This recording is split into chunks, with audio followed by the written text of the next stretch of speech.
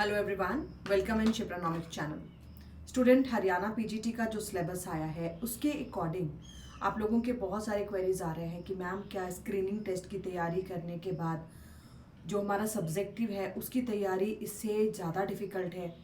तो देखो, इस वीडियो में मैं बताने वाली हूँ कि अगर आप चाहें तो स्क्रीनिंग टेस्ट और सब्जेक्टिव की तैयारी एक साथ कर सकते हैं, क्योंकि सिलेबस ज़्यादा फ़र्क नहीं होता, सिलेबस वही है। और किसी भी एग्ज़ाम में जिसको हम कहते हैं स्क्रीनिंग की तैयारी अलग से करो, सब्जेक्टिव की तैयारी अलग से करो, ऐसा नहीं होता। आप जब सिलेबस को पढ़ना शुरू करते हैं तो सब्जेक्टिव की ही तैयारी के व्यू पॉइंट से चलते हैं, और उसी में स्क्रीनिंग का जो ऑब्जेक्टिव टेस्ट है वो अपने आप निकलता चला जाता है। तो इस वीडियो में मैं आपको बताऊंगी कि आपको किस तरीके से इसमें तैयारी करनी चाहिए कि स्क्रीनिंग और साथ ही साथ सब्जेक्टिव की तैयारी एक साथ हो पाए। Let me introduce myself, student. I am Dr. Shipra. I am UGC NET qualified, JET also qualified, and PhD. And I am diploma in business finance student, and my specialization is econometrics. And I am lifetime member of Indian Economics and Allied Sciences Association. And I have teaching experience more than 10 years. And ये मेरा mobile number है 9320634901। आप इस पर मुझे message कर सकते हैं। और मेरा ऐप है शिप्रानॉमिक्स। मेरे ऐप को आप गूगल प्ले स्टोर से डाउनलोड भी कर सकते हैं। एंड स्टूडेंट, मेरे ऐप पर हरियाणा पीजीटी के लिए क्लासेस शुरू कर दी गई हैं, जिसमें आप लोगों के बहुत सारे मैसेजेस आ रहे हैं कि मैम क्या इंग्लिश मीडियम में पढ़ाओगे या हिंदी मीडियम में। तो स्टूडेंट, मैं हरियाणा पीजीटी के लिए हिंदी मीडियम में ही क्लासेस ले रही हूँ। पीडीएफ भी हिंदी मीडियम में ही होंगे। एंड मेरा जो कंटेंट है वो सब्जेक्टिव एग्जाम को ध्यान रखते हुए और स्क्रीनिंग टेस्ट को ध्यान रखते हुए मैं आप लोगों के लिए प्रोवाइड कर रही हूँ। ठीक है, तो देखो, जैसे एग्जाम का पैटर्न है, आपको पेपर 1 स्क्रीनिंग टेस्ट के लिए और पेपर 2 सब्जेक्ट नॉलेज टेस्ट, तो इसमें 100 नंबर के क्वेश्चन में 80 नंबर जो है आपका सब्जेक्ट स्पेसिफिक है। मतलब आपके अर्थशास्त्र से ही सवाल 80 नंबर के सवाल होंगे और बाकी 20 नंबर जो है वो सामान्य अध्ययन वाले होंगे। इसमें भी आपको एक चीज़ ध्यान रखना, जो 20 क्वेश्चंस के हैं इसमें जो मैथमेटिकल पोर्शन है ना उसको अच्छे से कर लेना। बाकी ये जो पेडागोगी है, जनरल अवेयरनेस है, ये तो आप सभी कर लोगे। लेकिन न्यूमेरिकल और डाटा इंटरप्रिटेशन बहुत ज़रूरी है स्टूडेंट। जैसे कि आपको किसी में परसेंटेज निकालने को आता है, किसी में रेशियो निकालने को आता है, तो मेरे कोर्स में मैं ये भी आप लोगों को कवर करवा दूंगी, क्योंकि न्यूमेरिकल एबिलिटी मैं करवा देती हूँ। और अपना जो पेपर है, अपने पेपर में आपको 80 मार्क्स का पेपर होगा। स्क्रीनिंग में आपको मिनिमम कट ऑफ 25% होंगे। एंड स्टूडेंट, इसके लिए कैसे तैयारी करनी है ये महत्वपूर्ण है। अभी देखो, जैसे आप माइक्रो की तैयारी करते हो या मैक्रो की तैयारी करते हो, आपका जो सिलेबस दिया हुआ है, तो इसमें आप दिमाग में ये रख करके नहीं चलना कि आपने सिर्फ और सिर्फ स्क्रीनिंग की तैयारी करनी है।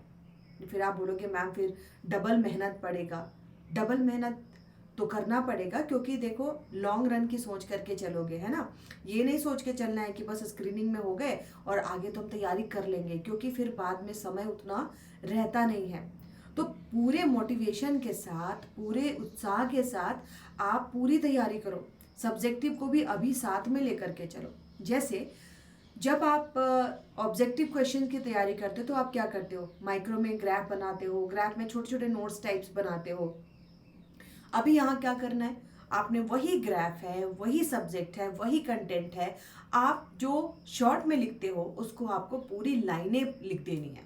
जैसे कि अगर आप उत्पादन का चैप्टर पढ़ रहे हो, फॉर एग्जाम्पल उत्पादन के चैप्टर में आप परिवर्तनशील अनुपात का नियम पढ़ रहे हैं, तो परिवर्तनशील अनुपात के नियम में जो 3 अवस्थाएं होती हैं, जो 3 क्षेत्र होते हैं, है ना, स्टेज 1, स्टेज 2, स्टेज 3, उसमें आपने क्या करना है, डायग्राम बनाने के बाद, अब देखो जैसे क्लास में मैं बोलती हूँ ना, जैसे मैं ऐप पे पढ़ाती हूँ, मैं क्लास में बोलती हूँ, तो बहुत सारे स्टूडेंट जो हैं जो पीडीएफ में लिखा रहता है उसके अलावा जो मैं बातें बताती हूँ उसको भी नोट डाउन करते हैं।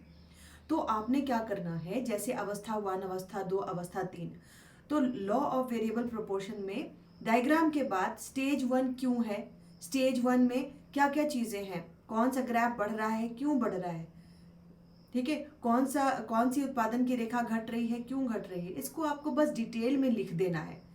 तो डिटेल में लिखने से क्या हो रहा है, डिटेल में लिखने से आपको लिखने की भी प्रैक्टिस आ जा रही है। और उसके बाद आपको क्या करना है, जब आपने डिटेल में लिख के नोट्स बना दिया, तब क्वेश्चन बैंक से आपने उस चैप्टर के क्वेश्चन को हैंडल करना है। और जब क्वेश्चन मिल जाता है तो ग्रीन कलर की पेन उठाइए और जहां जहां आपको आंसर मिल रहा है उसको हाईलाइट कर दीजिए। इससे क्या होगा, आपके ऑब्जेक्टिव क्वेश्चंस भी तैयार होते जाएंगे और साथ ही साथ आप जो उसका अगला एग्जाम होगा उसके लिए भी प्रिपेयर होते जाएंगे।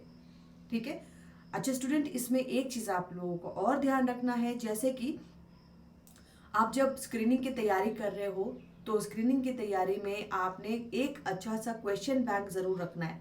जैसे बहुत सारे क्वेश्चन बैंक आते हैं, लेकिन क्वेश्चन बैंक के आंसर पर ज़्यादा रिलाई मत कीजिएगा, बहुत टाइपिंग एरर्स भी होते हैं। तो आपको पता होना चाहिए क्वेश्चन का आंसर क्या है, उसके अकॉर्डिंग आप अपने माइंड से उस क्वेश्चन को सॉल्व करेंगे। ठीक है। तो स्टूडेंट, इस तरीके से आपने दोनों की तैयारी करनी है। और आप लोगों की बहुत सारी क्वेरीज आ रही है कि मैम आप किस तरीके से इसको करा रहे हो, तो मैं इसको बता दूं स्टूडेंट कि हरियाणा पीजीटी की वैलिडिटी 1 साल की मैंने रखी है। लाइव क्लास चल रही है और लाइव क्लास में मैं डिटेल में आपको क्लास करा रही हूँ। इसमें आप अपने नोट्स बना सकते हैं और बनाने के बाद मैंने स्टूडेंट्स को भी बोल रखा है कि आप अपने नोट्स को अगर मेरे से करवाना चाहते हो करेक्शन तो आप भेज सकते हैं। तो व्हाट्सएप पर आप नोट्स को बना करके लिख करके, और लिखना कैसे है, जब आप क्लासेस सुन लेते हैं ना तो सुनने के बाद उन क्लासेस को मेमोरी बेस्ड लिख करके ग्राफ बना के आप मुझे भेजेंगे, मैं उसका करेक्शन करूंगी। तो मेरे ऐप पर मैं स्क्रीनिंग के साथ साथ जो सब्जेक्टिव लिखने की तैयारी है आप वो भी कर सकते हैं। और दूसरी बात, जो बहुत सारे स्टूडेंट बोल रहे हैं कि मैम क्या ये क्लासेस हिंदी मीडियम में होंगी, तो मैं हिंदी मीडियम में ही पढ़ा रही हूँ। ठीक है। तो ये इन्फॉर्मेशन आई होप आप लोगों के लिए ज़रूरी होगी। और दूसरी बात मैं बता दूं स्टूडेंट की सिर्फ और सिर्फ स्क्रीनिंग को ध्यान में रख के नहीं चलिए, ध्यान में रख के चलिए लॉन्ग रन के लिए आपको इसका अगला टेस्ट भी पास करना है। तो दोनों की तैयारी साथ में करोगे और ज़्यादा पढ़ोगे तो स्क्रीनिंग आराम से निकल जाएगा। लेकिन सिर्फ स्क्रीनिंग के लिए पढ़ोगे तो आगे आपको एक लंबा रास्ता नजर आएगा। तो तैयारी किसकी करनी है, तैयारी मुख्य परीक्षा की करनी है, तो स्क्रीनिंग आराम से निकल जाएगा। That's all for